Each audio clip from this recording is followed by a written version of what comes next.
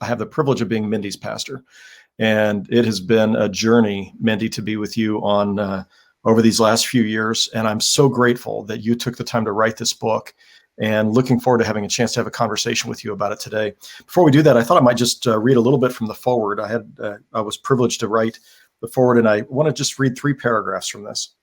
The first, it begins, "The book you are about to read is a story of terrible tragedy, human evil, and utter pain. And it is the story of survival, healing, and redemption.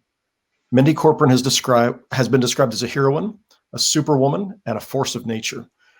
Her story helps us understand how one survives tragedy and says to the reader, if Mindy can survive this and can do what she has done, then surely I can survive the adversity I face and bring something good from it."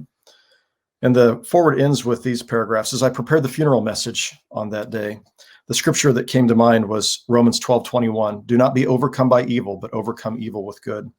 In the years since the service, Mindy has devoted her life to living the scripture. She's been determined to address the kind of ignorance and hate that led to the death of her son and her father.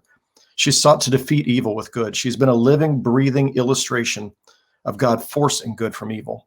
And in the process, she's inspired countless people to live lives of kindness. She's brought people together across different faiths to listen and learn from one another. She's hosted dialogues, led marches, conducted interviews, taught both in lectures and in her life to do all that she could to overcome evil with good. And she inspires me by her faith and her work. I consider it a privilege to be one of her pastors. And Mindy, I mean that with all my heart. I look at you, and you are an illustration and an example of so many scriptural principles in how you have lived your life since this time.